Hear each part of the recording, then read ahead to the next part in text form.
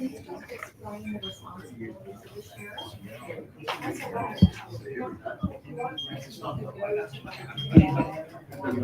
City website that explains. Yes. Yes.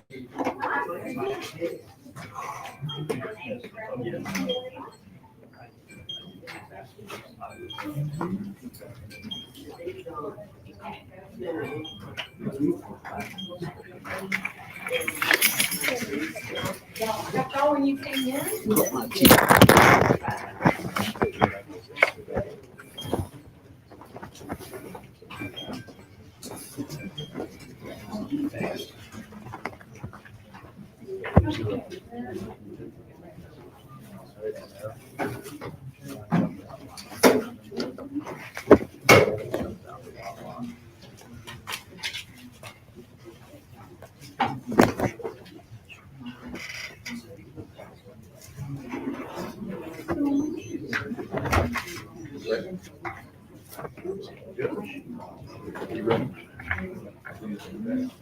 Okay, good evening, everyone, and thank you so much for attending the Suffolk Decides 2025 Sheriff Forum. This is organized and hosted by my organization, Civic and sponsored by Hampton Roads Black Caucus.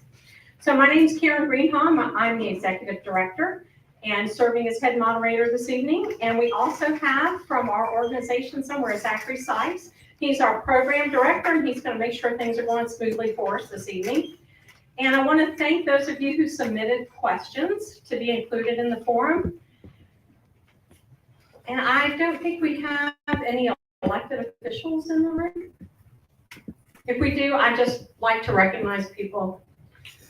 Okay, so I'd like to introduce our candidates. I've been on their side of the table, and I truly appreciate them giving us their time this evening. So they're seated left to right by their last name. We have Sergeant Issachar Bubakar, a Norfolk Police Sergeant and U.S. Army Reserve Captain.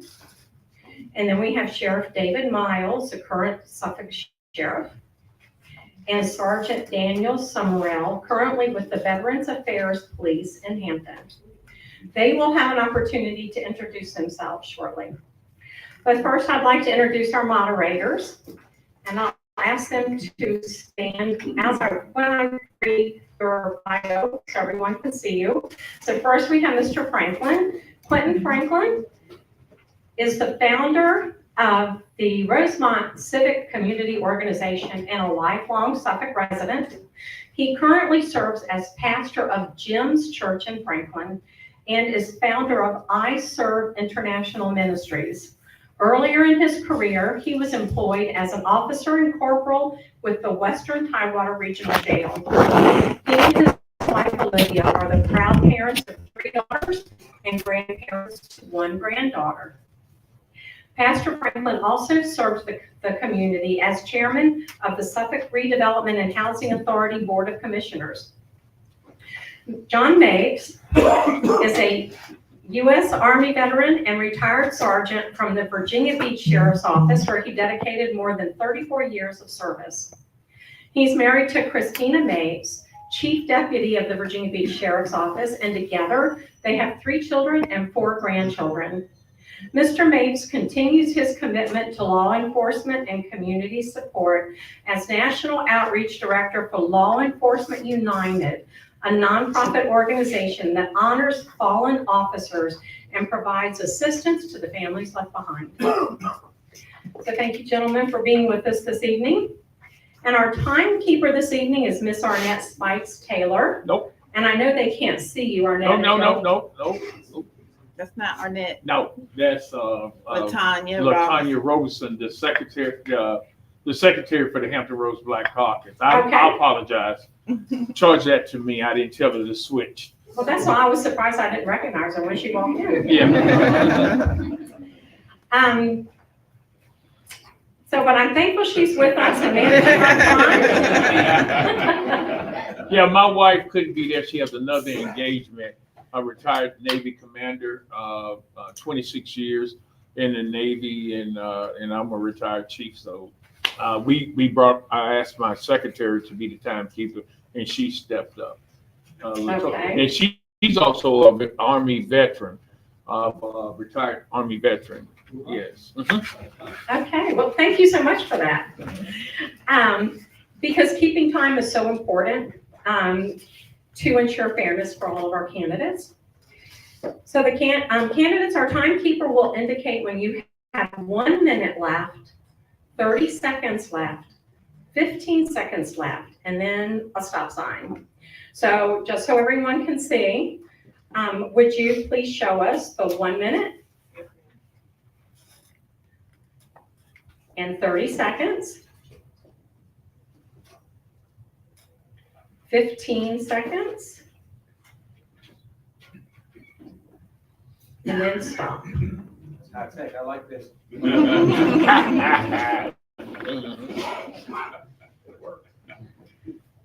So that way you'll have plenty of time to organize your thoughts.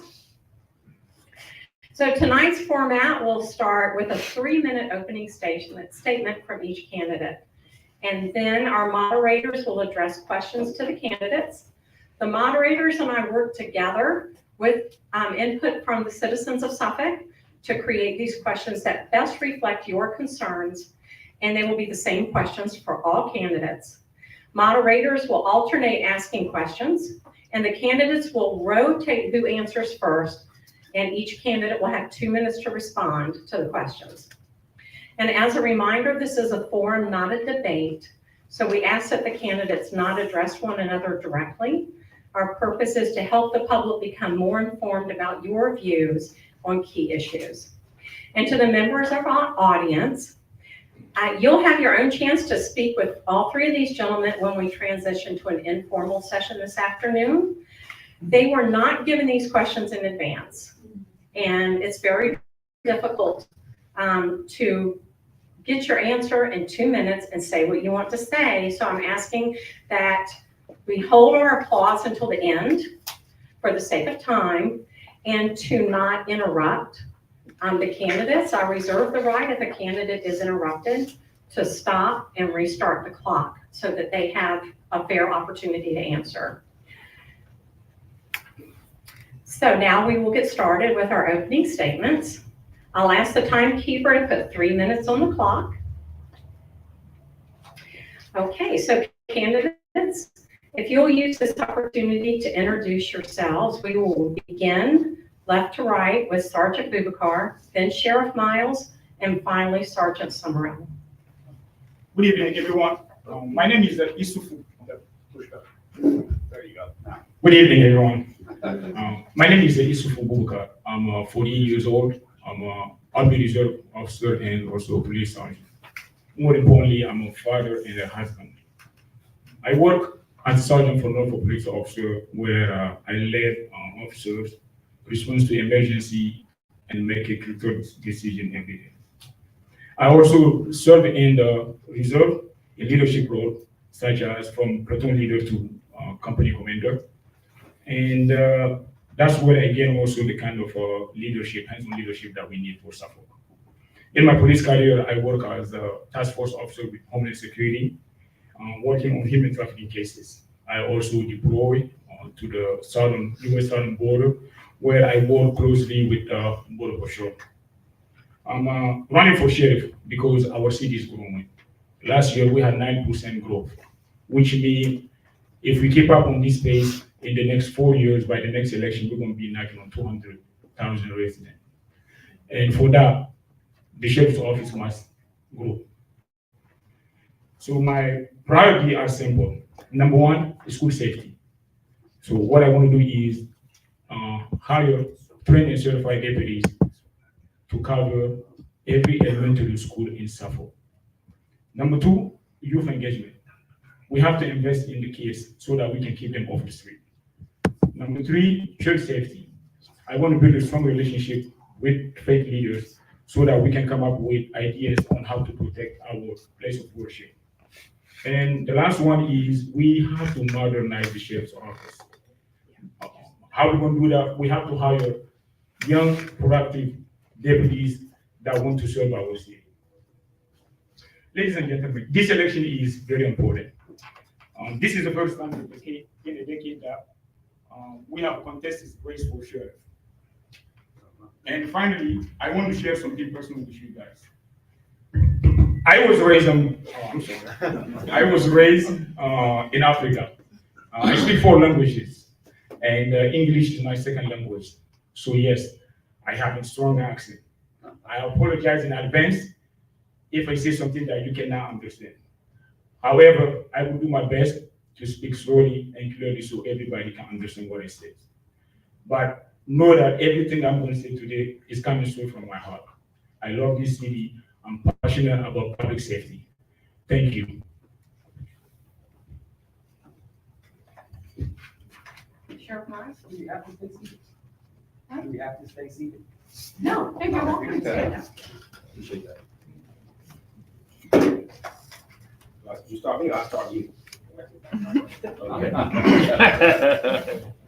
Good evening, everyone. My name is David Miles. I have the pleasure of serving as your sheriff here in the city of Suffolk. I grew up in Chesapeake and attended Norfolk State University, got my bachelor's degree in mass communications. I met my now wife sitting in the back of the room, and she brought me to Suffolk 16 years ago. I began my career in Virginia Beach Sheriff's Office in 2006, spent about 9.5 years there, working between the jail and the courts. In 2015, I transitioned to the Suffolk Sheriff's Office, and life sped up once I got here. A year and a half in, I was promoted to sergeant. 4 years later, I was promoted to chief deputy, skipping lieutenant and captain. And since 2019 to 2024, I was the second in command of the office. During that time, I was responsible for receiving complaints, doing internal affairs investigations. I spearheaded getting our office accredited, which included writing policies, and that's something that comes back up in this September. So the agency I came to so many years ago, this September made 10 years, was behind. Since being chief deputy, it was my job to bring it forward. Accreditation, getting body armor, something we didn't have until last year. Now, as he said, modernize the office. So looking for funds, I'm getting funds from the Public Safety Committee for body cameras. We're also going to modernize the courthouse, giving our visitors an opportunity to store their electronic devices. Not only have I served in the sheriff's office, I've also served in the community. I'm a part of several civic organizations to include Humane Society, the Suffolk Education Foundation, Suffolk Foundation. When I came to this city, I didn't just come as a worker, I came as a servant. And before I got in leadership, I served. Since being a sergeant, I have found ways to try to make this city better. Addressing food insecurity, addressing education, addressing animal care, addressing funds for scholarships. Also, earlier this year, I asked the city for funds to give us deputies for the schools, and they declined. They chose to fund the police department. But our deputies check on the elementary schools once a day, 5 days a week. So since the schools reopened, every day, one of our civil process deputies is there checking on the schools until the police department can catch up with the numbers of what they were trying to accomplish. So school safety has already been a part of what I presented to the city. Working with the schools as far as raising funds for teachers, raising funds for scholarships, working to not only make the sheriff's office better and to modernize it, but also make the city better with some of our community engagement events, and I'll get into that a little bit later. So right now, the office is better than where it was when I came here 10 years ago. I know what is lacking, and I'm already have been actively working to make it better. And down the pike, we're going to have the strongest sheriff's office in Hampton. Thank you for your time. Sergeant Summerall. Good evening. My name is Dan Summerall. I'm honored to stand here before you as a candidate for sheriff of the city of Suffolk. My wife and I have called Suffolk home now for 23 years. We moved here from Virginia Beach in 2002. We raised our children here. They went to the school system here. Our daughter graduated from here. Our son went to private school, graduated from there. After nearly 26 years in law enforcement and military service, I'm ready to give back to the community that's given so much to me. So now that my children are grown and out of the house, I feel like I can move on and take on a bigger responsibility in my community. A lot of my years with my children growing up, I was in the military. I went overseas. I spent 3 years in combat. I have 88 missions outside the wire. I was in the 203rd Red Horse in Virginia Beach. I served there. I followed my father. He and 10% of my unit died in a military plane crash coming back from a mission in 2001. So my whole life, pretty much since I was 18, has been dedicated to public service. I retired from the Virginia Air National Guard in 15. I'm currently serving as a sergeant with the Veterans Affairs in Hampton, Virginia. I'm a shift commander. I've worked as a special agent with the Office of Personnel Management for the federal government. And I recently retired in April 2024 as the Auxiliary Bureau Commander in the City of Portsmouth. I did that for free because I wanted to give back to the state and my fellow citizens. So I did that for 24 years. I moved up, I was uniform patrol, I was detective bureau, I moved up from property crimes to fraud, monetary crimes, then I became an FAU, Youth Apprehension Unit detective. I did that for the last 10 years as I was a captain. So I actually ran the bureau. I retired in last year and I moved on from that. In every position I've held, military, federal, and local, there's been a common thread for me, commitment to service. That's drive to serve started with my father. He spent 31 years in the military. He's the one who showed me how to give back and have that servant heart, I guess. Because I learned from him just from watching. And I followed him, and I've been giving back ever since. I want to bring that same dedication, leadership, and passion for service to the Sheriff's Office here in Suffolk. Like the two gentlemen to my right, I want to focus on school safety. I want to get an SRO program. I'm going to aggressively go for federal and state grants so that the taxpayers will have a break for the first 3 years of the service. Hopefully by then, the city council will want to fund it because they'll see the value in it from the parents and the students' perspective. I also want to help. I want to get Project Lifesaver back for the city, and it was started in Chesapeake with their sheriff's office, and I'd like to take it back over here. There's a bunch of other things I want to do, but I'm running out of time, so I'll talk about that as we move forward. So thank you. Okay, thank you so much, gentlemen. So our first question will begin with Sheriff Miles, then to Sergeant Summerall, and then Sergeant Bubakar. And so we'll work left to right for the rest of the evening through our closing comments. So the first set of questions address the sheriff's leadership role and his deputies. The first question is presented by Mr. Franklin to Sheriff Miles. Sheriff Miles, what do you see as the greatest challenge facing the sheriff's office in the next 4 years, and how would you address it? GPS signal lost. The greatest challenge right now is housing for juveniles here in the city. We had a contract with Chesapeake Juvenile Services, and Chesapeake ended that, and now our deputies are spending many hours on the road picking up juveniles from as far as Rappahannock. And last year we did over 20,000 miles just in juvenile transports, and it's costing a lot of man hours for that. And I'm working with the jail authority as well as city leadership, trying to establish resources locally for juvenile housing. Inside the office, we have 30 full-time positions. All of those positions are filled. We have our median experience level is 19 plus years of service. Everyone we hire has already come from either a regional jail, a sheriff's office, or a police department. So even though we have a small agency, we have very diverse experience, and that is one of our strengths. Something I'm working to do, because we just picked up as a part-time deputy, a captain from the police department, is being able to integrate the training between the two agencies. So I'm looking to create an MOU with the city and the police department so that deputies that come from the correctional environment will be dual certified and be trained to work at the way that the police department's policies are written, so that they all communicate and work together the same on the street when they're responding. Thank you, Sheriff Miles. Sergeant Summerall. From my perspective, one of the biggest problems facing the sheriff's office here in Suffolk is the fact that we're the fastest growing city in the state of Virginia. We have the smallest sheriff's department in Hampton Roads. I would like to get more numbers. With numbers, you can start to do more for the community. With the SRO program, that'd be 22 more deputies for the schools. I wanted to get a traffic unit, 2 to 4 person, that would concentrate on the major thoroughfares, 58, 664, 10, 17. I drive it every day. I drive 58. And folks drive by me, and I'm not a slow driver. So I'm going 70. They drive by me like I'm standing still. There's no law enforcement out there. I would like to change that. You need numbers to do that. I understand the funding issue that the city's talking about. That's why I'm going to aggressively, one of the first things I would do is hire a contract writer. And I would go after government contracts. So grant writer, go after government grants, both state and federal, to try to get those numbers up. I also want to take some initiative with the elderly.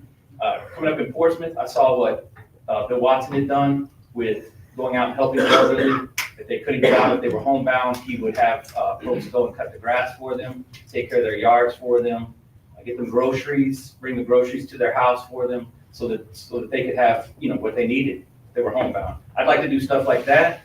Again, Project Lifesaver. Look, I want to take care of the folks with autism, the folks with Alzheimer's, things like that. And I think that's a sheriff's responsibility. I don't think that's really the police's responsibility or the fire here. Actually, Suffolk Fire does it. I think as a sheriff, you're responsible to the folks more so than the police. They're more responsible to the city manager and the city council. As a sheriff, I'm responsible to the folks who voted me in, and I'll do what I can to help them and do the best I can for the city. Thank you, Sergeant Bubakar. Yes, the biggest challenge, like the summers, is also hiring more people. With the group of the city, in Suffolk, we only have 2 precincts, and that's just not enough. We would love to have 4 precincts, but it's not the case. I think the sheriff department need to hire more people. Me as a sheriff, focus on the school resource officer program is also a way to help the police department. Because what we do is when we put those people in the school, that will allow the police department to get more officers on the street. I have friends calling me when they call for 911, sometimes it takes them 20, 30 minutes response. And you can't blame them. The sheriff department, the police department already telling us that they cannot keep up with the growth of the city. So as a sheriff, I do believe that that's one thing we have to hire people. And like Sheriff Miles said, yes, you have hired people who got 19 years experience, stuff like that. It's great. However, people who spend 20, 30 years in the service, it's just hard to ask them to be proactive. And we need a sheriff's office that will be proactive. How are we going to do it? We have to be very proactive in recruiting younger people, people from Suffolk.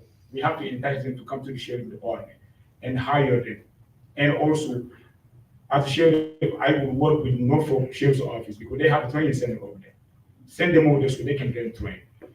For the school resource officer, you need somebody that is dual qualified.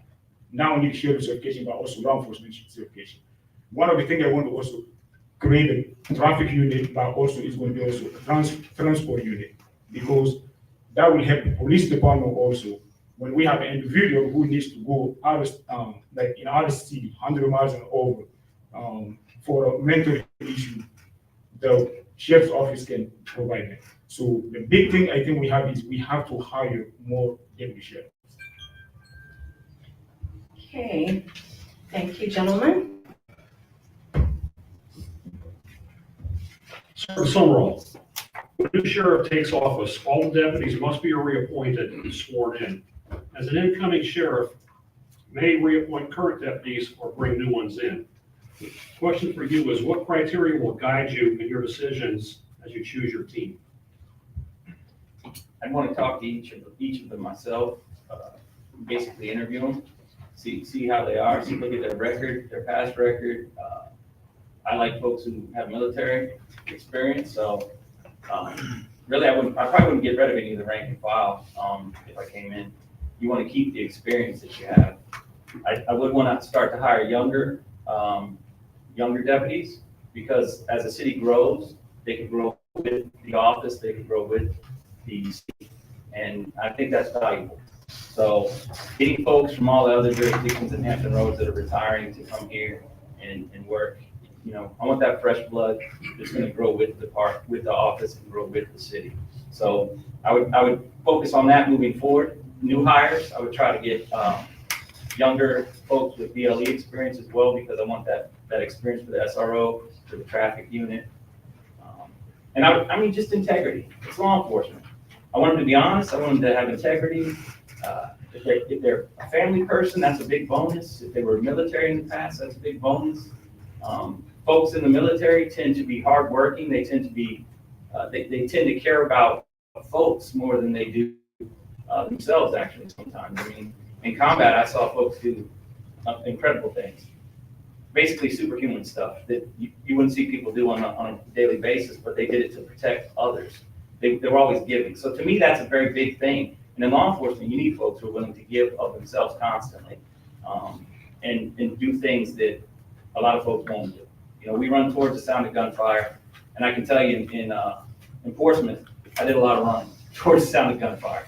So those things are important to me. I think that makes good law enforcement, good leaders, and I would want education and training. I would emphasize that if I got in for them, because education and training is something that builds on the base you already have on that foundation. So, thank you.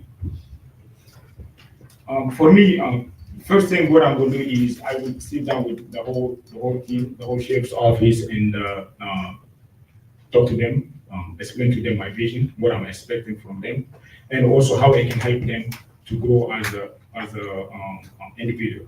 And I will go through everybody's folder, make sure they understand what type of training they have. I would really love to have somebody who has do certification, because it's important. My goal, my future goal is eventually being able to have some deputy sheriff that will be on the street. So that's what I want. Listen, law enforcement is not a job to me. It's a calling. So I really don't care how you look like, what's your political affiliation, and what's your color, whatever. I need two things from people. I need you to be competent and have some character. Those are the two main things that I want. I will have of course, I will have people that I'm going to bring in on the team that will be helping me, that will be running the stuff along with me also. But the big thing is understand where the sheriff's office is, the training, because that can be a big liability. You cannot put the people in the position where they are not going to be effective. That can create some problem later on. And recruiting, that's going to be my first thing. Recruiting. We're going to go to the schools such as ODU, Norfolk State, TCC, and focus on the kids that are in criminal justice measure. We have to bring them to Suffolk. So these are stuff that I'm going to be focused on. Thank you. And Sheriff Miles. I know the team that I have and the benefit of having so many from varying experiences. Those who have come to us from the police department here in the city, those who have come to us with the varying sheriff's offices, even though have come to us from the state police. The benefit of having the varied experiences has caused us to be a stronger agency, because we have to not only respond to correctional problems, we have to respond to criminal problems, and we have to respond to problems within the courthouse as far as the hearings go. So I know the team that we have built, and everyone is going to continue to be there because they have not only brought the experiences from the separate agencies, and many of them are with less than 2 years experience. A lot of our experience comes from our part-time deputies, but from the 30 full-time deputies, we are strong because not only do we have the younger people, but also we have those who have been doing the job for a long time. So to answer the question, everyone that comes to our agency must learn the Suffolk Sheriff's Office way. And it wouldn't be a matter of having to change who we have, because we have a strong team currently.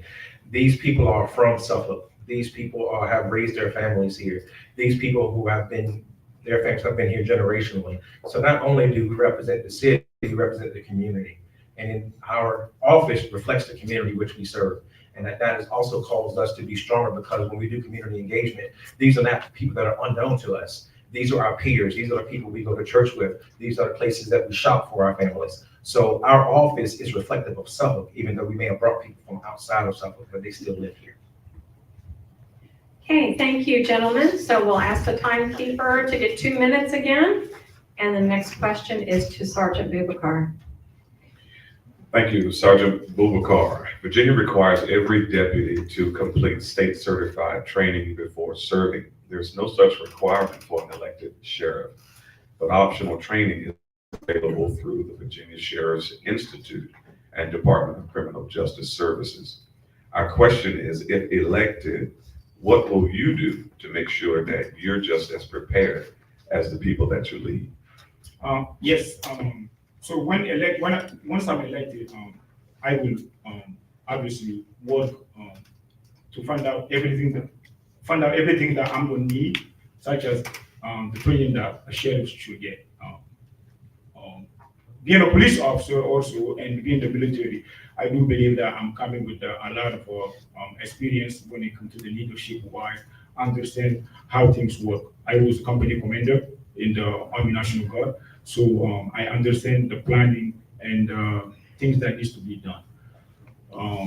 Sheriffs is very important because it comes with a lot of power. So it's very important that you get the training. I don't mind going to training, which I'm sure with the Virginia Sheriff's Association, I will figure out how to get it. And also, one thing I'm going to do, not just for me, but also for my whole team, I'm going to make sure that everybody go to the FBI leadership school, because you can never get enough experience, enough leadership training. So these are the stuff that I would do.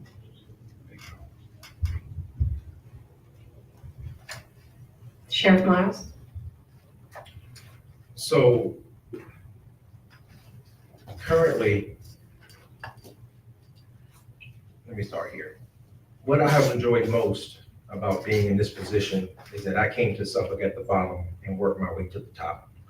I have been able to participate in every aspect of what this agency does. So I'm not leading from the outside. I'm leading from coming from the inside. As the chief deputy, I attended the FBI leader course and received my Chivalry Award for leadership training. That's something that we're putting all of our supervisors through, because what I didn't like and what I've seen before is people passing tests and were promoted. We're not giving any tools for leadership. I don't think rank is leadership. Leadership is leadership. And equipping those who are leading with the tools to be a leader is significant to me. When I was promoted to sergeant, I had a lot of ideas about what I would change about the sheriff's office. When I became chief deputy, I started to understand the what and the why the agency had the rules and the practices the way that it did. It's most important to know what you're doing before you start making changes. And that's what the benefit is for me, being chief deputy for so many years before I became sheriff, is because I got to not only write policies to get us accredited, I got to get down to the nuts and bolts of what makes this office function. So leadership for me is serving. If you want the best from the team, or that's from the team, you have to want the best for the team. And that's why we are investing in the agency that we currently have. No one invested in me like Suffolk did when I came here. And that's something we're continuing to do for every one of our staff members. And Sergeant Summerall. That's an easy one for me. I currently have 3 degrees. I'm a huge proponent of education and training. My highest being a master's. I've been through 4 law enforcement academies. My most recent was 2 years ago, and I did that as a 51-year-old gentleman. It was much different than when I was 20. I'm a federal instructor currently. I was a military instructor. I was a DCJS certified instructor. I've been through FBI TP. I've been through 4 major military schools. Training is extremely important. When you carry a gun and you have a badge, that's a lot of authority. You need to know what you're doing. You need to know the laws. You need to know leadership. In the military, I've been through multiple leadership schools. With Portsmouth, I've been through some. With the federal government, I've been through some HR training. As I moved up the ranks there, in the past, I was a lieutenant with DOD, and I had a whole precinct that was mine out Northwest. So training is hugely important. And if I was lucky enough to get elected sheriff, I would try to go to the FBI National Academy, Yellow Brick Road, all of that. I would go to all sorts of training. I try to go to as much training as I could get, actually. I would have to actually slow myself down. I'm a huge proponent of it. I'm also for the people that work for me. I'm a huge proponent. I would try to help them get school. I would encourage them to get college. I'd get them into all the training I could. I'd get them all BLE certified, basic law enforcement, and I would get them CIT certified. Everything that I could get them into that they wanted to go into, I would push that for them. Because the more trained you are, the better you can function for the citizens and the folks that you're working for in the long run. And it's just, you can't talk about how much training, I could go on forever about how important it is. But I would try to get all that I could, and I make sure my people got as much as they could continue moving forward. Sheriff Miles. Sheriff's Office has opportunities for community outreach, such as efforts like National Night Out and programs addressing issues such as car theft and child safety. Our question for you is, which outreach programs would you keep or expand? And do you have any new programs in mind? So I look at National Night Out kind of like Valentine's Day. If it takes me one day to prove I love you instead of the whole year, then I don't really love you. Our office we serve our community throughout the year. We do child ID programs. We partner with the state police for the HEAT program. I created 2 years ago a nonprofit, Suffolk Sheriff's Office Charities Incorporated, to try to raise money so that taxpayers don't shoulder the burden of some of the programs I wanted to introduce. One comes up in a few weeks. This will be our 3rd year hosting our our senior expo for Suffolk seniors who are 55 and up. Also, next week I am doing a human trafficking awareness forum, so that and I'm partnering with the police department, a public attorney, a member from the Attorney General's office, and 2 nonprofits, all to bring not only awareness but also bring tools to our citizenry to address human trafficking. Something else that I'm working on and got funding for and waiting to implement is our Juvenile Justice Jeopardy program. So it teaches young people not only how to interact with law enforcement, but also teaches young people the consequences of some of the things that these young people think are okay to do. When I was young, I didn't have a good relationship with law enforcement. So I have been proactive not only in our schools, in our churches, and also with our civic organizations, as well as our fraternities and sororities, is because I want to fix that before it's broken, because it wasn't done that way for me. So community engagement, it's like our patch says, a tradition of service. It is the identity of the Suffolk Sheriff's Office, not just something we do waiting for somebody else. We are at the forefront. No one in the city does more community engagement than we do, because we realize that if you want to have a relationship, you have to be the one to initiate it. And Sergeant Summerall? One of the first things I learned as a police officer in Portsmouth, and I chose Portsmouth. I got hired by another agency, and at the same time, I turned them down and I went to Portsmouth.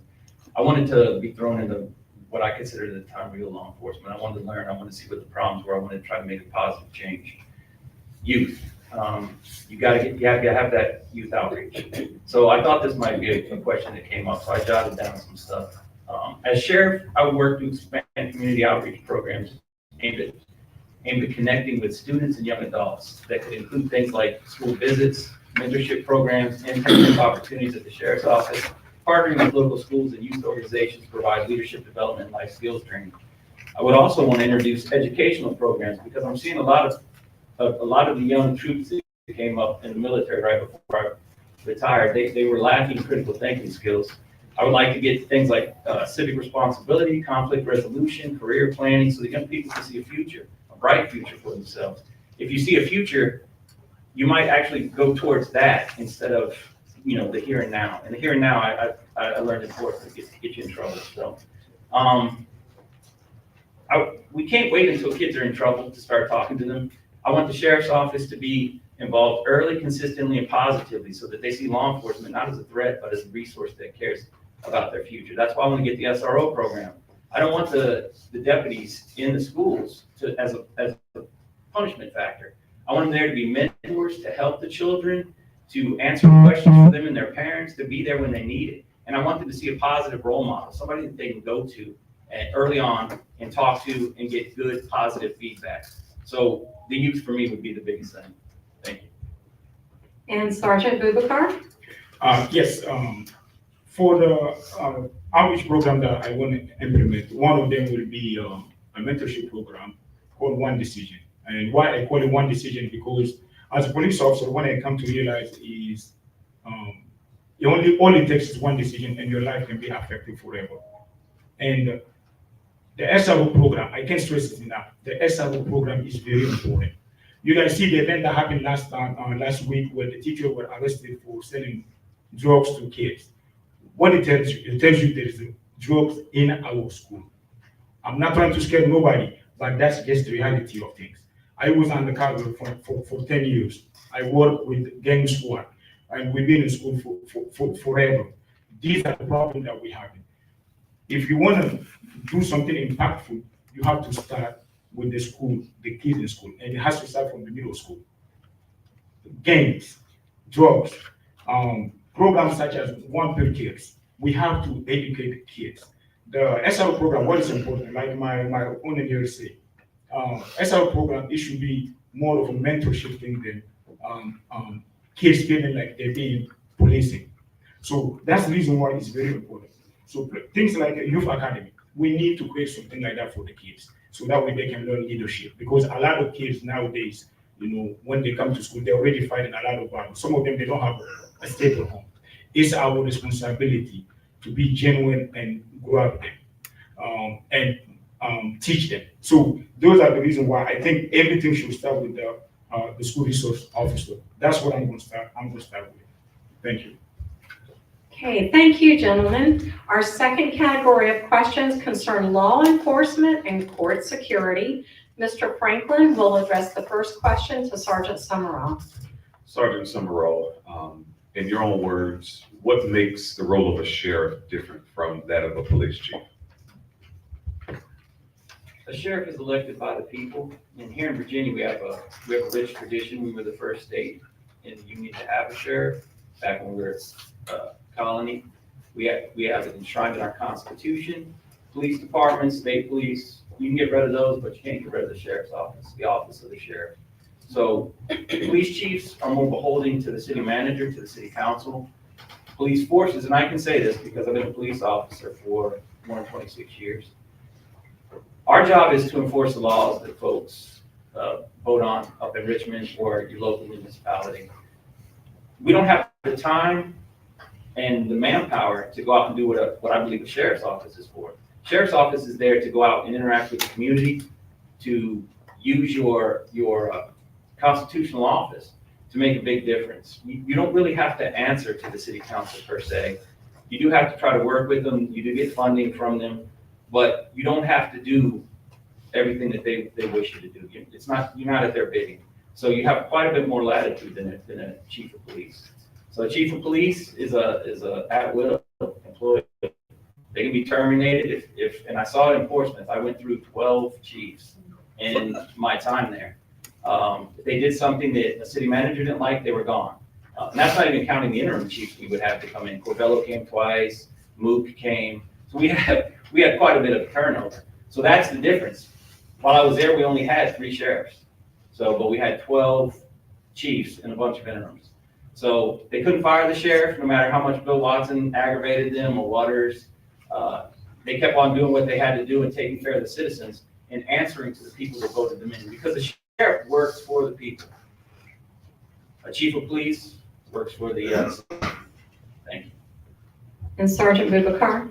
Yes, the sheriff's office, obviously you've been elected, so your boss are the people, right? The police chief, he worked for the city manager. So as a sheriff, you got a lot of latitude, a lot of stuff that we can do. But I do believe that the sheriffs can be a big asset for the police department if they can work together. For example, in Norfolk, the current sheriff was a police officer. He was a police lieutenant that ended up taking over. And I can see a lot of program that he's doing. We were able to work together. He's helping us because we are undermen like everybody else. And we were able to get help from the sheriff's office, helping us working for sure some of our area. And also when it comes to outreach for the kids, we got a lot of rec center where we just cannot mend it. And Sheriff Barron is helping us. So I do believe that as a sheriff, people are your boss. They're the one that elect you. And if you use your office right, you can make more impact than the chief can. Right? Community outreach. Here as a sheriff, I do believe that if you want to be very effective, because for me, everything, whatever you do, it has to have some type of impact, positive impact on the community. So the sheriff, I think, should work with the police, can work, as a sheriff, I work with the chief of police here, figure out also ways where I can help them. That's what I can do. But as a sheriff, you got a lot of power. And Sheriff Miles? This coming January, I will have been in the sheriff's office for 20 years of my life. And I know nothing other than working for a sheriff's office, from Virginia Beach to Suffolk. And some of the things that I've learned is the dynamic between the police department, city leadership, and the sheriff's office. Here in the city of Suffolk, the police department has 217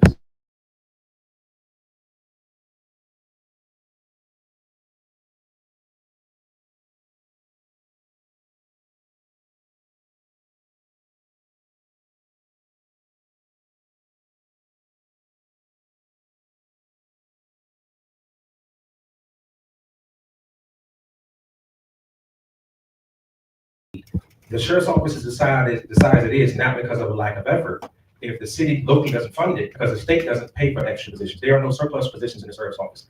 And I was looking to get the SROs, or SRDs rather, student resource deputies, because I knew that would be an opportunity to be able to increase the amount of staff at the sheriff's office. So I answer the voters every 4 years. I've answered the voters here since last July.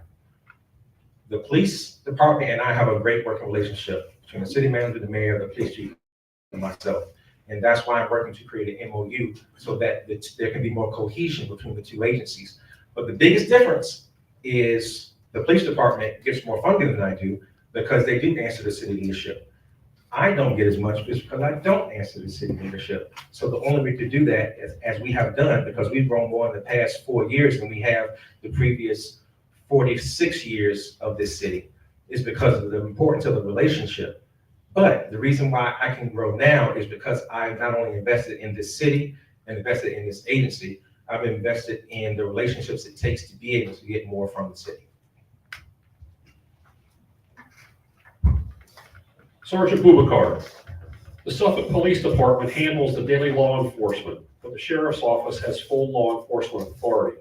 The question is, under what circumstances would the Sheriff's Office step up and directly provide law enforcement services? Like I said, once I get it, once I'm elected, one of the things I want to do is, I do believe that we all law enforcement, we should work together. So my objective is sit down with the police department and ask them what area they need help for. So one of the areas that I want to help, I want to be able to help is, like I say, bring more people and create a traffic unit, and also a transport unit. I do think that because I'm a police officer, I work every day, and I know how much it can help the police department. And if I can also, because there's no problem between the sheriff and police department. However, I think the relationship can be better. If I can avoid to take people from the police department and bring people from the outside, that would help the most. But as a sheriff, I do believe that helping with the traffic transport unit, that can make a big change and that can help our relationship. And Sheriff Miles? So currently, we already do that. The sentiment is that the sheriff should be doing police work, but the problem is the police can't do sheriff work. And our resources, the 30 deputies that I have full-time and the 11 deputies I have part-time, is we're doing the tasks that the police department can't do. The 6 deputies that are out there doing civil enforcement, 4 of them came from the police department, 1 from Norfolk PD, and 1 came to us from Norfolk Sheriff's Office. When they are out doing their duties, they also respond to priority 1 calls. So last week it was what came out as an abduction. The person that found the vehicle and made contact with people on the call was a sheriff's deputy. What happened at Kilby Shores Elementary, the second person in the building was a sheriff's deputy. A shooting that happened in Harborview, The person that located the shooter and put him in handcuffs was a sheriff's deputy. So it's not as though we don't assist the police department. We serve protective orders to help them get back to their duties. We transport juveniles now outside of Hampton Roads to help them get back to their duties. And if those deputies see someone that is being unsafe, they use their law enforcement authority that they have, because we may not be the primary law enforcement agency, but we're still a public safety agency. So we already do that. So it's not a matter of something changing. We assist them until they take over the scene, then we go back to our duties. Because we can't tell a property owner that we couldn't do an eviction because we're running radar. And we can't tell a judge we couldn't subpoena a witness because we were investigating a theft. The police department has their role, and we assist them until they have what they need, and then we go back to our duties because the police department can't help us. So even though we are a small agency, our workload is still significant, and we do it professionally, and we have a great relationship with our citizens. We support public safety, and then we go back to the work of the sheriff, which only, again, we can do. And Sergeant Summerall? Certainly. Yes, sir. The Suffolk Police Department handles daily law enforcement, but the sheriff's office has full law enforcement authority. The question is, under what circumstances would the sheriff's office step in to provide law enforcement services? Natural disasters, the sheriff's office could lend their deputies to do law enforcement duties. Civil disturbance, like the 2020, I worked with deputies a lot when we were having protests, we were having statues tore down, enforcement. Those are just two right off the top where they would start to do law enforcement. Like I said before, I want to get them BLE certified, everybody BLE certified. I want to get them CIT certified, which is the crisis intervention teams.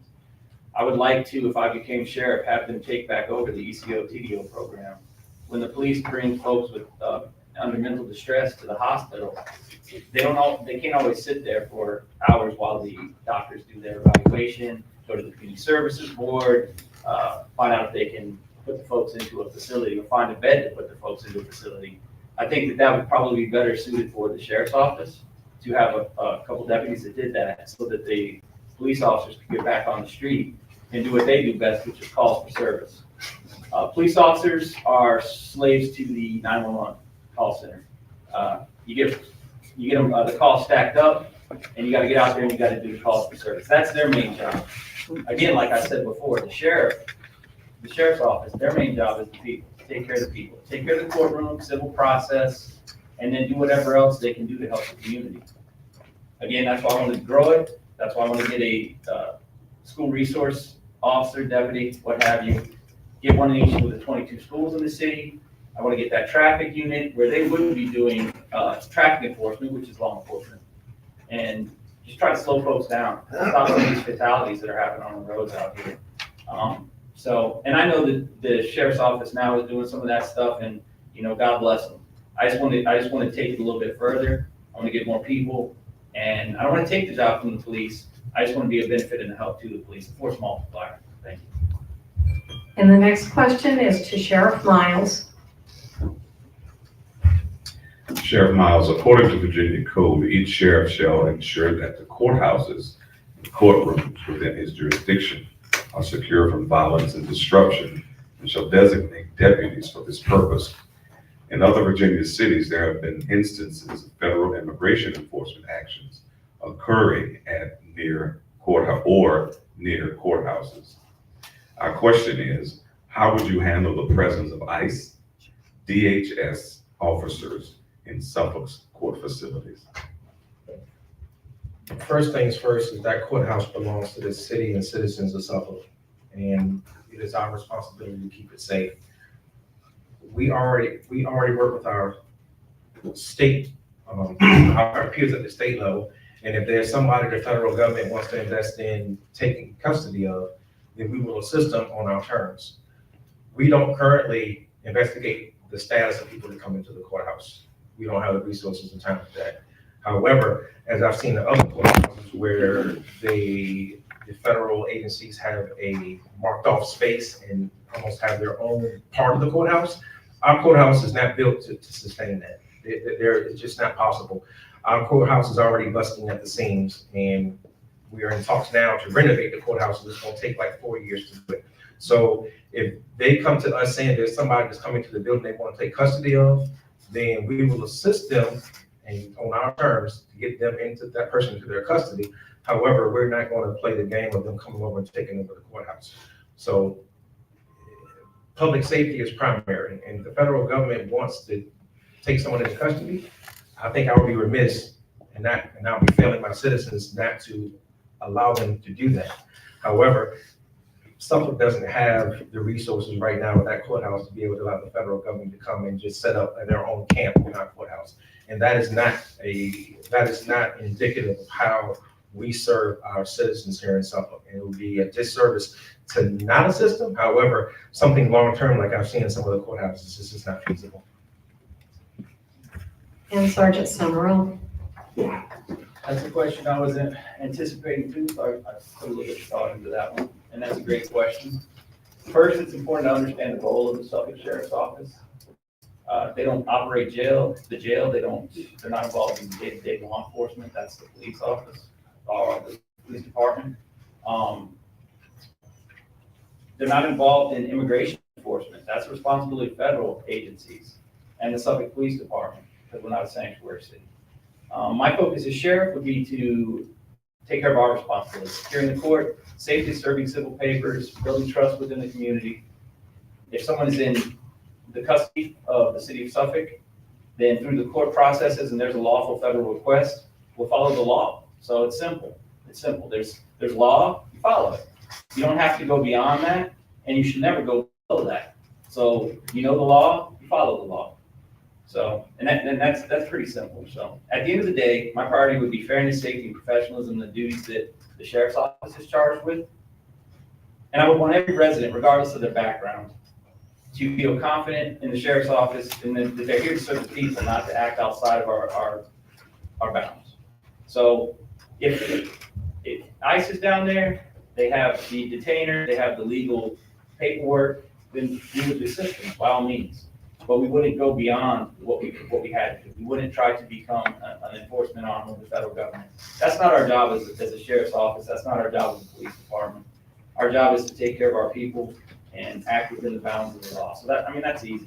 You know the law, follow it, don't go above it, and definitely don't go below it. So, thank you.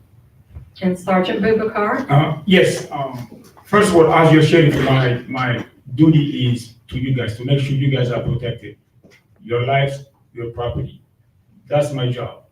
I worked as a task force officer with Homeland Security for 5 years. I worked with them hand to hand. We went after human trafficking, sex trafficking, crime against children. I was the undercover that was going and do it. And one thing that people know, the sheriff's office does not take care of the jail. So the way it used to work, I remember when somebody's been arrested that is now from here that is now legal. When they get arrested, the jail is one that contacted HSI or ICE, and then from then the paper will be thrown to come and get that person. So for Suffolk, we don't have that type of problem. Listen, we don't make the law, we just enforce it. So as a sheriff, if somebody come to our courtroom, and then immigration or the federal agency came and they have the paperwork to show that they won't take care of that person, we're going to make sure that we accommodate them and make sure that they take the person. My goal is Suffolk first, Suffolk always. So if somebody is committing crime here and they're not from here and they commit a crime, they get arrested, and the ICE or any agency, because I work with them, I know those people, you know how they work, we will definitely assist them. But like I say, I'm not going to go outside my duties to go and arrest them, because that's not my job. But definitely, if they need assistance, I will always help them. Thank you. And the next question to Sergeant Summerall. Sergeant Summerall, Virginia sheriffs and their deputies are sometimes protected from lawsuits under legal doctrines like qualified immunity and sovereign immunity. Some people believe that these protections are necessary for the duties that do their jobs, while others believe they make accountability harder.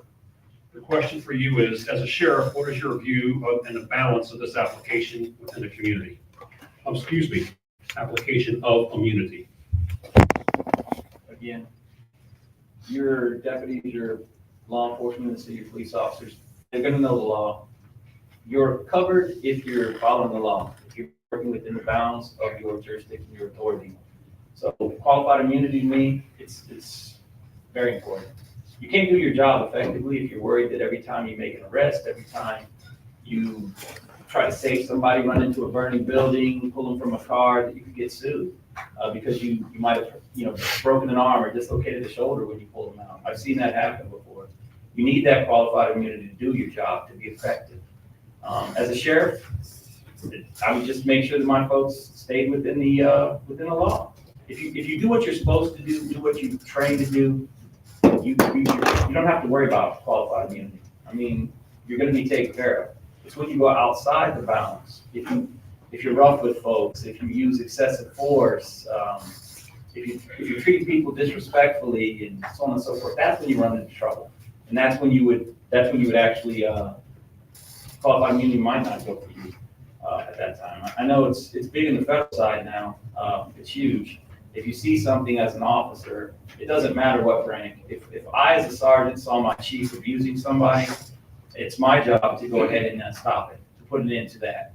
And it's a duty to intervene. And if you don't, guess what? You don't get qualified immunity yourself, even though you didn't do anything. If you just stood and watched, you can get prosecuted, you can get sent to prison, you can get civilly fined, sued, lose your house, everything. So it's everything in law enforcement, but you have to have that protection from the city. You have to know that if you're doing your job within the bounds of the law and your jurisdiction, your authority, then you're covered. And if you're not, it's really hard job to do. It's a really hard job to do. So 2020 was an interesting year. And Sergeant Bubakar? Yes, I wrote some stuff with that. I think we need that qualified immunity as law enforcement officer, but it's your job as a sheriff to ensure that your people are trained and how you do it. And not only they're trained, but they know what they're doing. One of the things that you have to do is you have to ensure like all policies are ready, right? You have to require also that the policy be briefing to everybody and require a signature so that way they acknowledge that they understand that policy. Now, we have to do some mandatory training for constitutional policy, bias awareness, use of force standard, and also cultural competence. You have to enforce that internal accountability.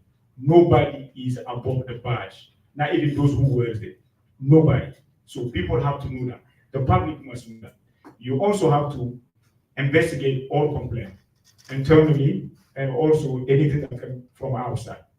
One of the things that you want to do is what they call EIS, Early Intervention System, especially with the body worn camera. I do that all the time. I get 20 officers that work for me. Every month I take three videos for one officer on random. I watch the video, see how they interact with people, the community. The reason why I do it is because I'm trying to see if there is any type of misconduct or excessive force. So these, how we help your deputies, and also that can build the trust with the community. And lastly, we have to set a culture where, as a supervisor, I'm going to hold everybody accountable for their team. Those are your officers.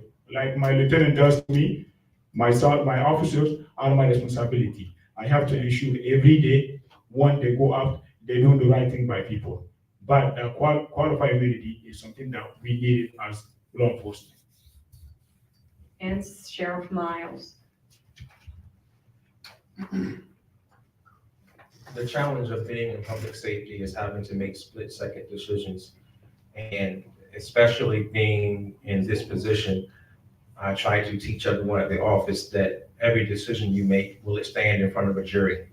Because especially standing in courtrooms and hearing attorneys and hearing cross-examination and hearing how attorneys fine-tooth comb every decision that we make wearing this uniform, I understand that accountability starts at home. As chief deputy, I investigated complaints, and I also did internal affairs investigations. And if somebody inside of our office was coloring inside the lines, whether it crossed into immunity or not, I made sure that they were held accountable, because I can't expect us to do our best outside the office if we aren't holding ourselves accountable inside the office. Immunity doesn't cover you when you work outside of law and outside of policy. So that already exists. So if somebody in this office is doing something that's outside the law, outside of policy, then I'm gathering all the evidence and I'm turning it over to the common attorneys for another pair of eyes to look at it. Because if the common attorney believes that there's a charge that should be taken out against that deputy, then I am all in, because they have to be held accountable. I don't believe in sweeping things under the rug. Writing policy to get us accredited, the early warning system, the duty to intervene, and the things that come along with use of force, I'm the one who put pen to paper and write those things into policy. And I was responsible for making sure the deputies were trained on it. And now between the DCJS standards and also the policy requirements, we make sure that every I is dotted and every T is crossed in how our office operates. And that all starts with inside the office.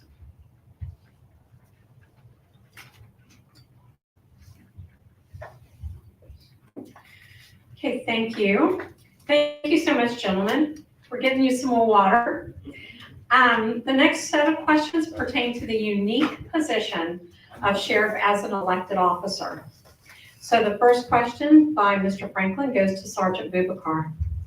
Sergeant Bubakar, the Virginia Constitution establishes sheriffs as independent elected officers, not under the control of city or state government.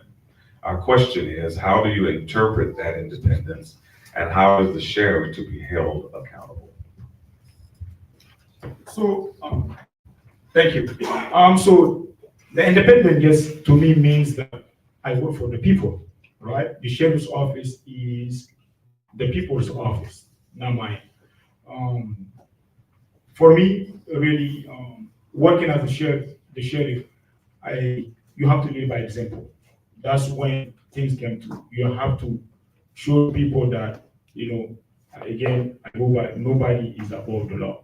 As a sheriff, they have things that I'm going to campaign on. And if people elected me, those are the reason why they elected me. And I'm going to make sure that my campaign priority is what I'm going to make sure they implement. Leadership is very complicated. I told people that it's not only what you say, but it's 80%. I say 20% is what you say, leadership. 80% is what you do. That's what is most important. So for me, independent is just mean that I'm not going to be part of some type of clique. I understand that people are the one that vote me. I will answer to the people. I'm not going to answer to a particular group just because I want to be part of that group or because I want to keep my position. To me, is doing the right thing for the people. So that's when come ethics, right? Character, integrity. So independent to me is just people elected you, you work for the people, and you do right by people. And Sheriff Miles. Let me restate the question. I want to make sure I answer it right.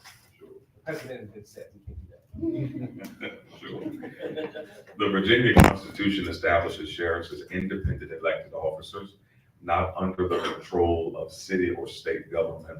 The question is, how do you interpret that independence, and how is the sheriff to be held accountable?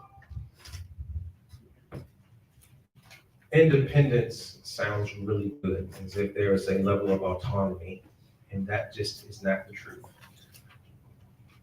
Though we are, as some have said, not beholden to city government, we are even more so invested because the citizens, we have to stand up to their scrutiny. And coming with that is, there has to be a level of transparency. When I started my career almost 20 years ago, they phrased it different, but I'm gonna put it the way I put it. If you mess up, fess up. If there comes a time that you have colored outside the lines, you have to own it. And if somebody from our office has done something that is outside the lines, not only do we have to hold them accountable, but also we have to have a level of transparency with our citizens so they know that we are being responsible for the public trust that they've invested in us. So I believe it doesn't lower the bar. I believe that raises the bar. So in these almost 20 years of being in the sheriff's office, I have come to understand that just about everything we do is under the public eye. And if we want to, so trust is gained in drops and lost in buckets. And the Suffolk Sheriff's Office, the trust that we currently have with our citizens is because we are what we do, not what we say. And the relationship that we've been able to build with our citizens is because they realize not only that we are transparent if we fail, but also they realize that we are fully invested in the community. So I don't believe that gives us the ability to be autonomous just because we're elected officials. The citizens that we serve are the ones who give us that authority, and that is built off of relationship. And that public trust is one of the most important pieces of that relationship. And Sergeant Summerall? I'll give you an example of the type of independence that I think the sheriff's office has and the sheriff has. It is very, very important. So one of the best chiefs I ever served under was Angela Green. 2020, during all the rioting, during all the unrest, she held a public figure accountable for what they did. It was right what happened. She had the officer charge the public official for the crime that she had committed. And the price that she paid for that was she was terminated. So, and there's a whole bunch of other things that go along with it. You could talk about the corruption in the system and so on and so forth. But Chief Green said, go ahead and hold her accountable for what she did. What she did was a crime, and we're going to charge her. So integrity. I mean, bucket loads of integrity. I can't even tell you. She lost her job for it. So as a sheriff, that doesn't happen. So long as you are doing the right thing, following the law, and taking care of your community, you have latitude. So if Sheriff Miles, for instance, had told me to go ahead and make that arrest, and if we were a full service office, and I made that arrest, and then these public officials and city council and some state leaders came down, he could stand up for that, or whoever that sheriff was, could stand up against that pressure and say, hey, I'm an elected official too. What happened was right. You can't fire me. And so long as the people know that you're doing the right thing, so long as you're answerable to the people, and in transparency, obviously, you're good. And if you take care of the citizens, if you take care of the people, every 4 years you'll get elected. It's when you start to do the wrong things, they start to see that lack of integrity, they don't see that transparency, that you'll lose that independence. They'll vote you out. But to me, that's the biggest difference between having that independence and not having that independence. I saw it firsthand, and Sheriff has that independence. Thank you. And the next question goes to Sheriff Miles. Sheriff Miles, a security resource officer or an SRO is a certified law enforcement officer hired to provide law enforcement and security services to the public schools. Each middle school and high school has an armed SRO. The city recently allotted funding for SROs in elementary schools as requested by the school board. Due to manning constraints, the police department can only provide 4 SROs to serve the 11 elementary schools. There has been a discussion about shifting the SRO responsibilities to the sheriff's office. This is our question for you. Assuming assuming the funding issues were resolved, would you as sheriff agree to take full responsibility for recruiting, managing the SROs in public schools? Why or why not? Yes. I saw that as a great opportunity because there are disparities between what the police department has equipment-wise and what the sheriff's office has equipment-wise. And that was my foot in the door to get more resources for the sheriff's office. It was a bit self-serving because I realized that our office can do more for our community. But when it comes to criminal and traffic enforcement, if the city feels that there is a gap in that regard, then they give money and resources to the police department to address it. I wanted to be able to shoulder that, to be not only to make our schools safe, because I'm a parent, but also I wanted to be able to be a better support to the police department. The city chose, when the police department wanted 12 positions, the city chose to fund 4 because the police department is already short for what they're already allotted for. And I knew that I was already fully staffed, so giving me more positions, I may have a better chance of filling them. However, they still chose to go to the police department because there's more resources they have to give me so that I can provide the same level of service. I already put deputies in the schools, not full-time because I don't have surplus deputies to do it. I understand the importance of protecting our elementary schools. between the school division and the principals, we get accolades from our schools because those deputies show up. If I had extra positions that can do it all day, every day, then I absolutely would do it. But since the city didn't go with me to do it, and the police department still doesn't have the resources to fund the positions that they were given, I was told they were also going to use off-duty police officers to go to the other schools that didn't have SROs. That didn't happen either. So I am still making sure that we're checking on the schools, and our deputies are still supporting school safety until the funding opens up to be able to have more full-time positions to do it. I asked for the positions, but you don't get everything you ask for. Anybody who's ever done the municipal budget knows you don't get everything you ask for. And it's unfortunate that I have to stop. And Sergeant Summerall? Well, I think it's pretty obvious, all three of us are big on the SRO, SRG program. I know enforcement, the police department had it. We didn't have the manpower. After 2020, manpower has been an issue for everybody, actually. So, but again, and I can say this as a police officer, our mission is different than that of the sheriff's office, the sheriff deputies. As a sheriff, I would push to get it. Like I said, the first thing I would do is hire a grant, right? And try to get that money from the federal government or from the state. The way that works, you got about 3 years where it's 100%, it's 75%, it's 50%. And that gives the jurisdiction time to absorb the cost. So our kids are important. They're the most important thing. Kids are the future. So, and I know when I'm old, I want the best educated, folks I can get.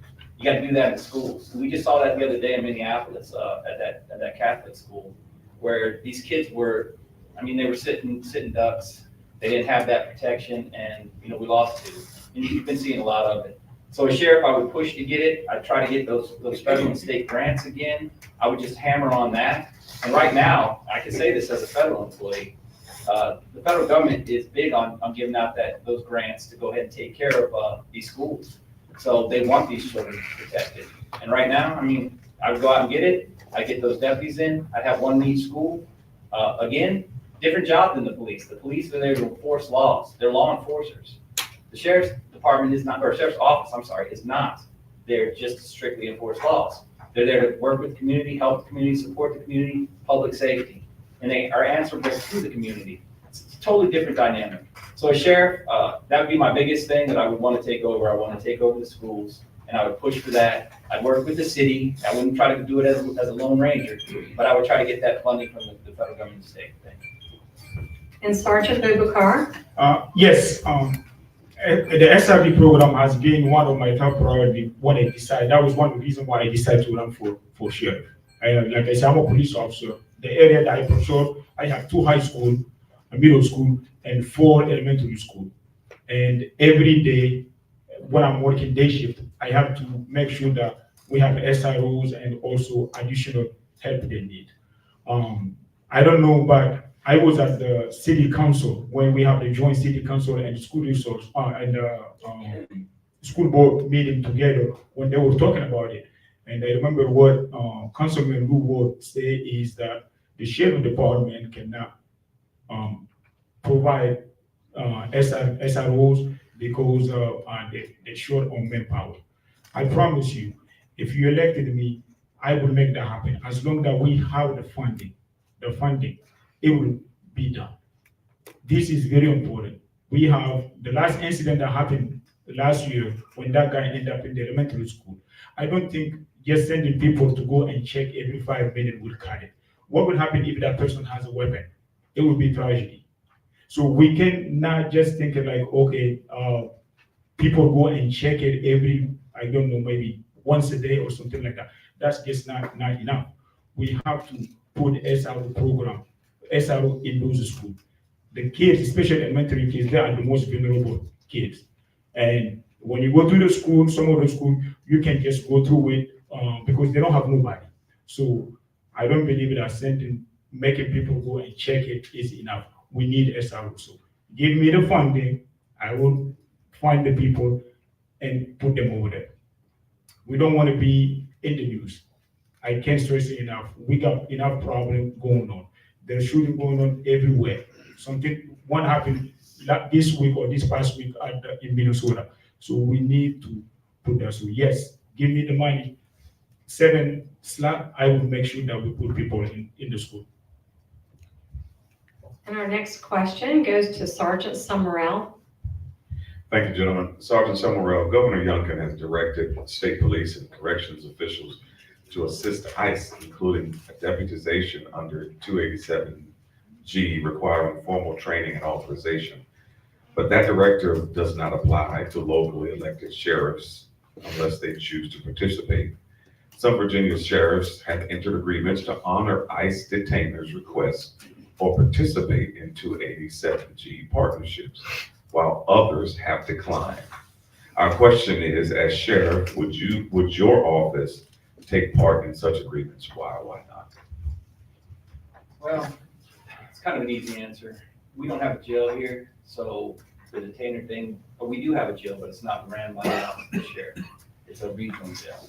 So detainer would be something that we would entertain as a sheriff's office.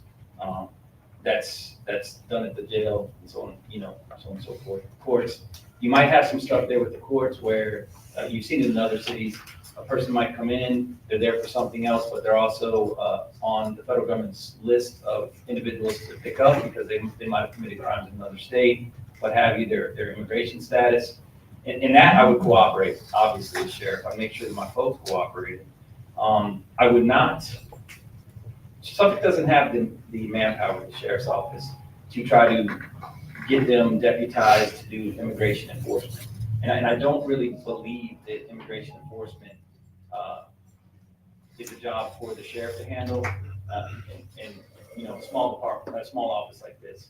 So I don't know. With Governor Youngkin doing it, he has that authority. He can make the state police do that. If it was a full service sheriff's office and we did everything, we did law enforcement, we had a jail, I might entertain that because then it becomes a kind of a paramount issue. If you're having ICE come in, if you're having federal agencies come in looking for these folks, these folks who've committed crimes elsewhere, and you're doing law enforcement in that jurisdiction, yeah, I mean, that might be something you entertain. That might be something that you spend the money on to get your folks deputized and trained up for that. But for Suffolk, I don't think it'd be the right thing. So we don't have the manpower, we don't have the resources to get those folks out there deputized. And then really, we don't have the need. So thank you.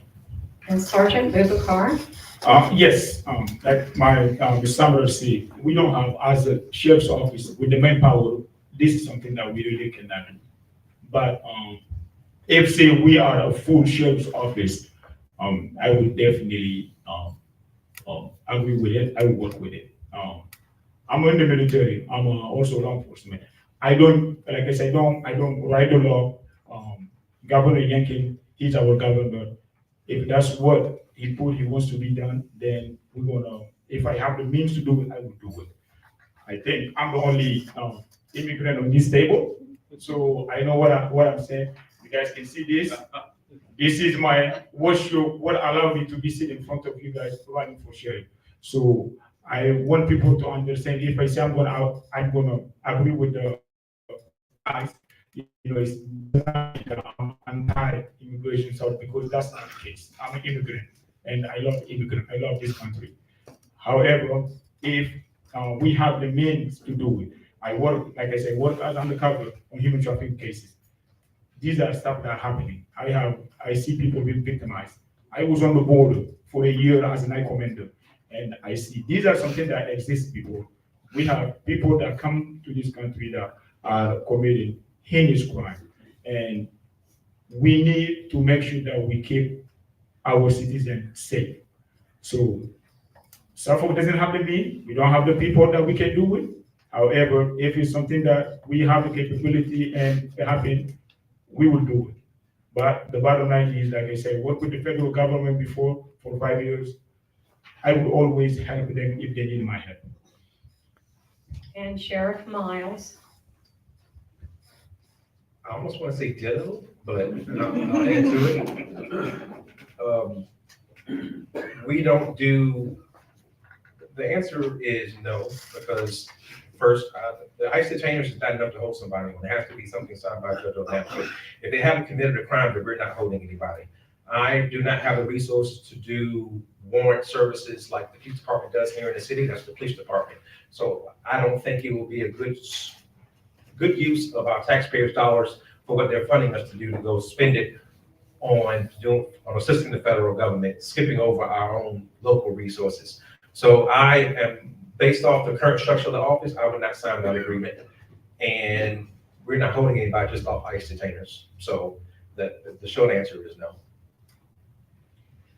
Okay, thank you, gentlemen. We have one more question and then we move into our closing statements. Mr. Mapes will begin this question with Sergeant Boubacar.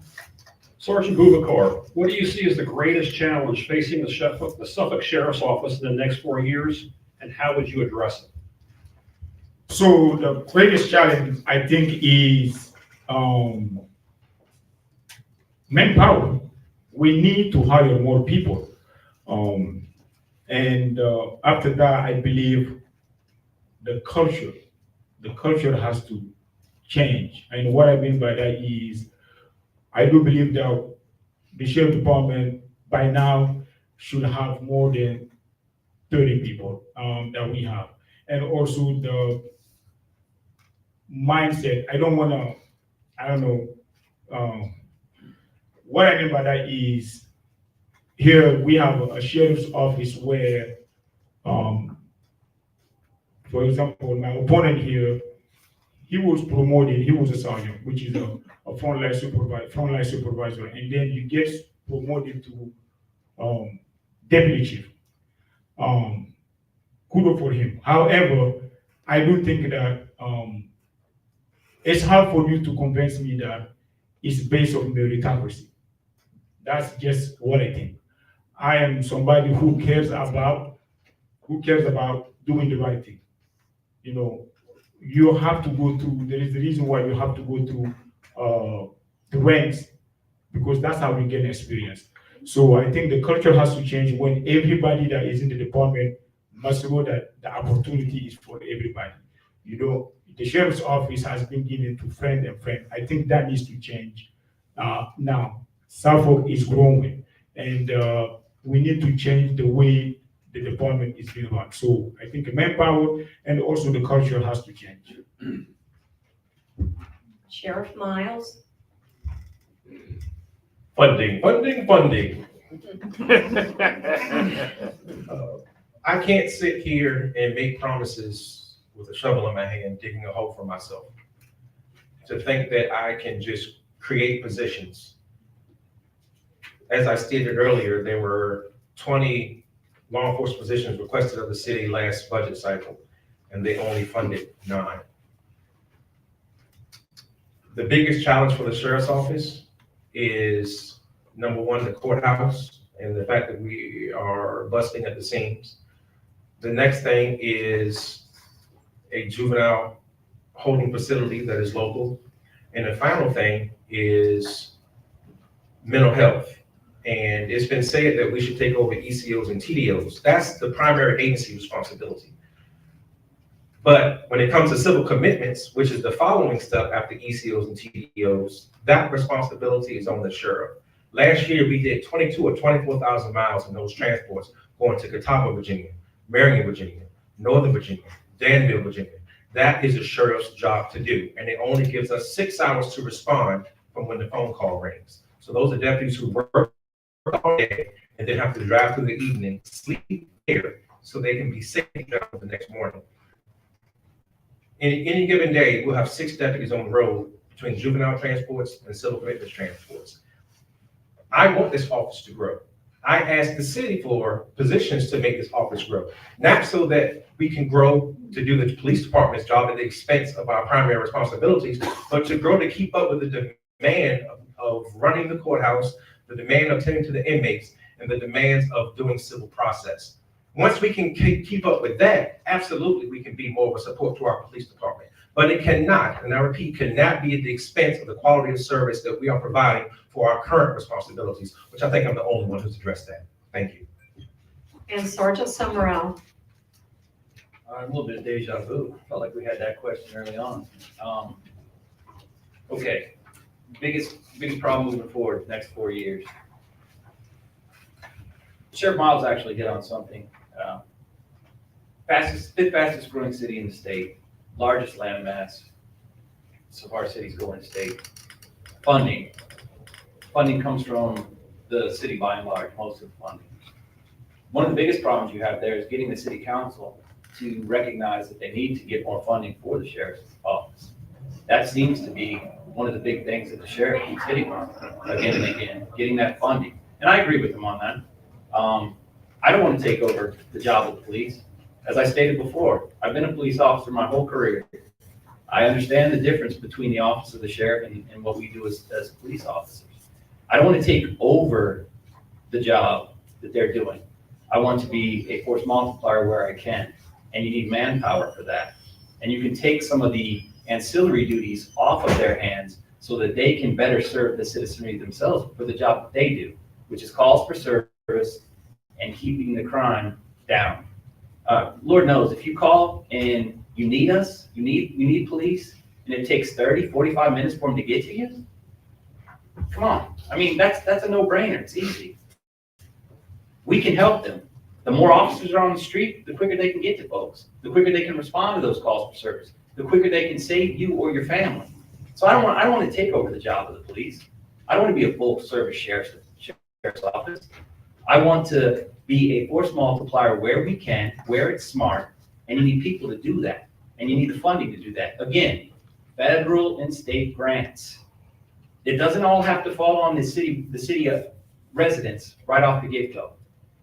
Let the city council see the benefits that can be offered, and then they'll be more willing to provide the funding to make it happen going forward. Thank you. Okay, thank you, gentlemen. So now we will move on to our closing statements. Each candidate will have 3 minutes for their final comments. I want to make sure our timekeeper has 3 minutes. You ready? Okay, so we will start with Sheriff Miles and continue left to right. Yes, sir.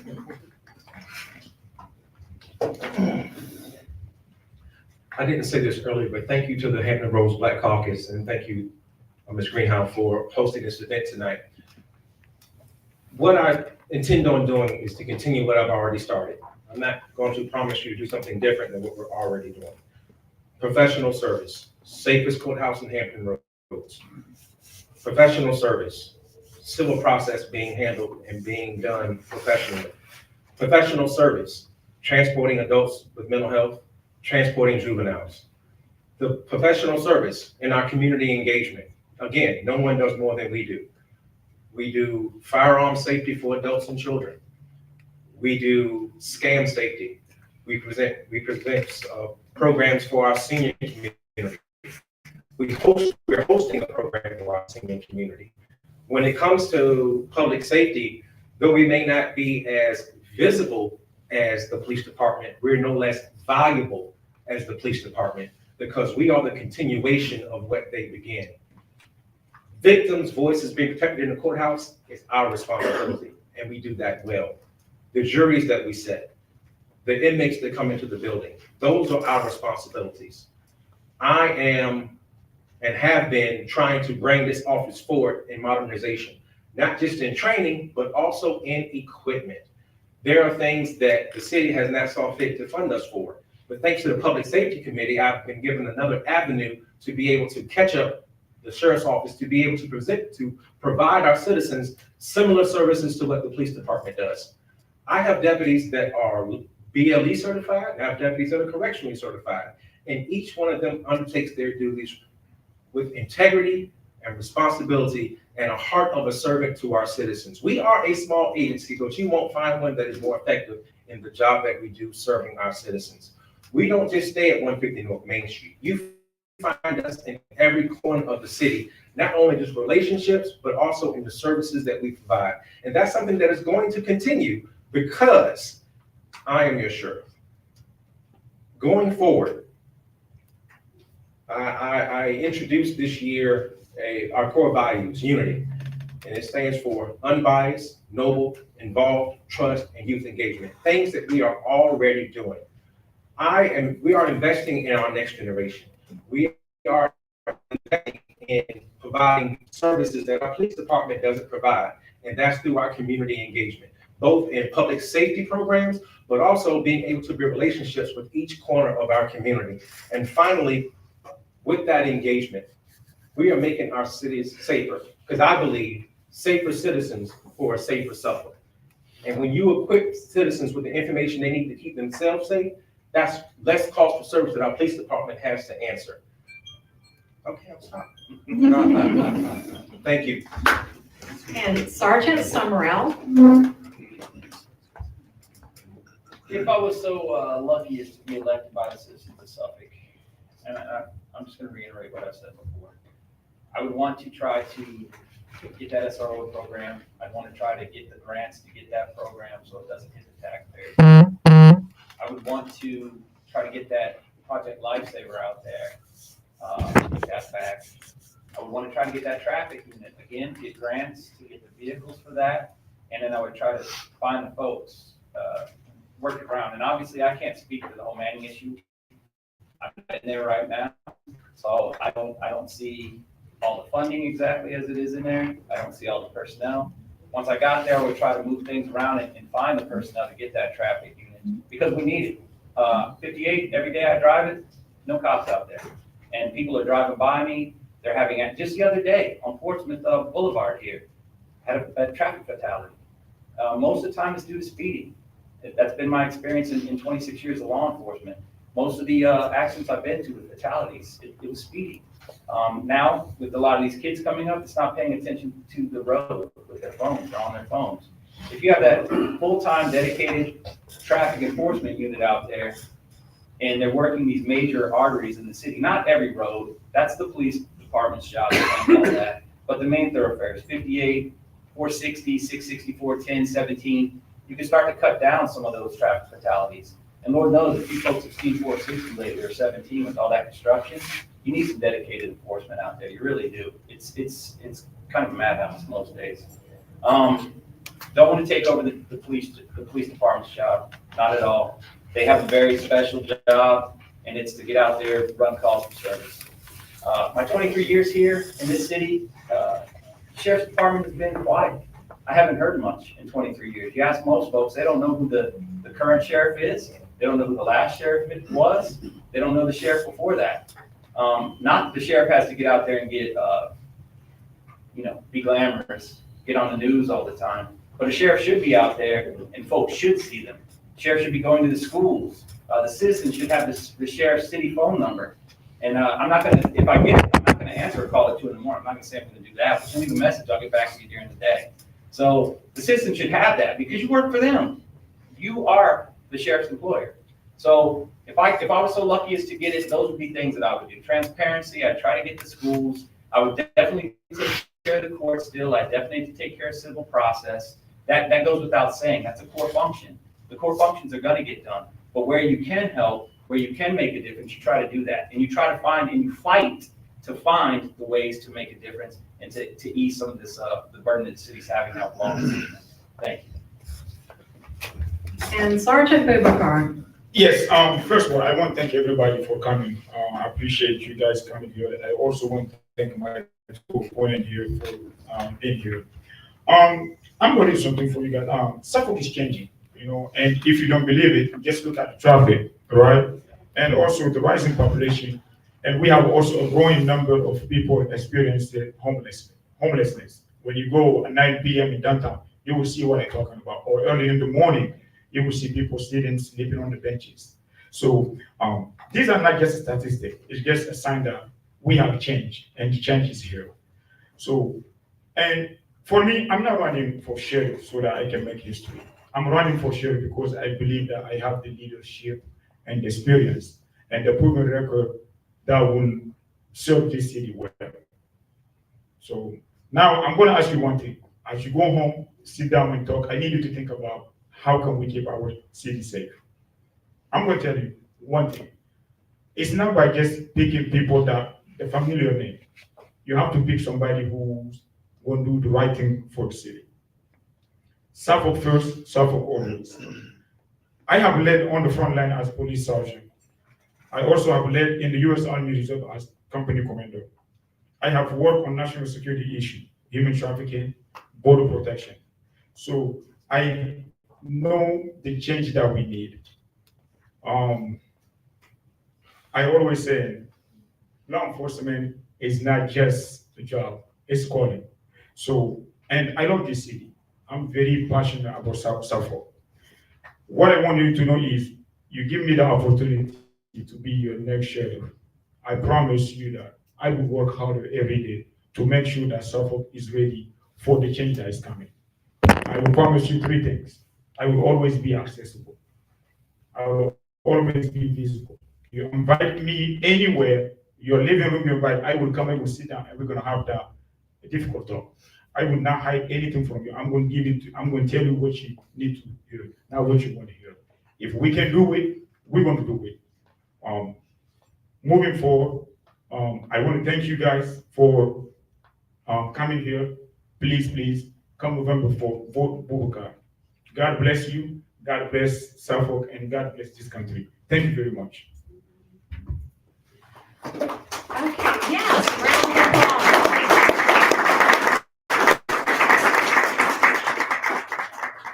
That's the first thing I was gonna say. 2 hours is a long time, but it gives them an opportunity to say what you need to hear. And I thank you so much.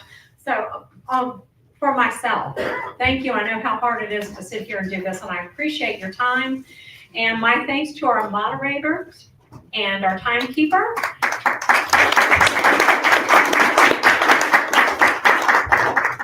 And special thanks to the audience. I got so many emails and questions sent in, and thank you so much for the concern that you have as citizens.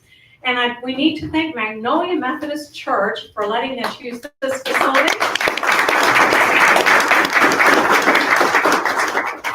And to Larry Lane and Charlie Fleshman, they came from Virginia Beach to do the audio and visual for us.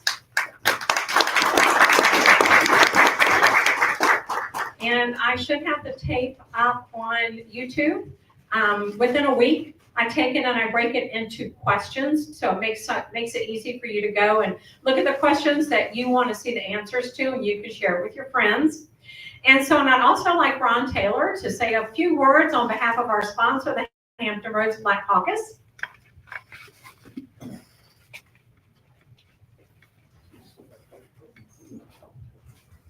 Thank you. I think all of the individuals here and the candidates here and the moderators and everyone for participating. As you know, the Hampton Roads Black Caucus is not the legislative Black Caucus. It is a nonpartisan organization, grassroots, that's trying to give voices to those that cannot speak for themselves. And standing with those individuals that need someone to stand them during difficult times. And that's what we do. We're not here to floss and gloss, nothing of that nature. We're here to give voices to those that can't speak for themselves. And I'd like to thank Karen, because we are always in partnership to do these. I think we'll look like we'll be working in Chesapeake with the Commonwealth Attorney forum next. But you're a great audience, and I thank each and every one of you. Our endorsement process will be coming out probably within the next week, and our members will tell us who, we use an independent consultant, and the consultant is formulating questions for those individuals sitting here, whether they responded or not. Our members will say, this is who we want you to endorse. I only have one vote, just like every member, as the president and founder. And that is, then we'll put it out, and they will be endorsed by the Hampton Roads Black Caucus based on our membership and who they asked us to do. And also, I'd like to thank my vice president for being here. And she does podcasts, and any candidate who want to come on the podcast and talk about their platform, you can get with her. This is our membership chair, Tanya Roberson, and Shanina Francis, our vice president. If you want to join, anybody can join, you can talk to her.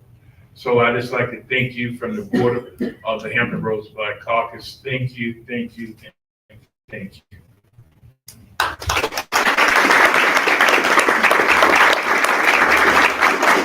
So thank you for being with us this evening. I hope you'll stay and chat with the candidates, and we have some cookies, and thank you so much.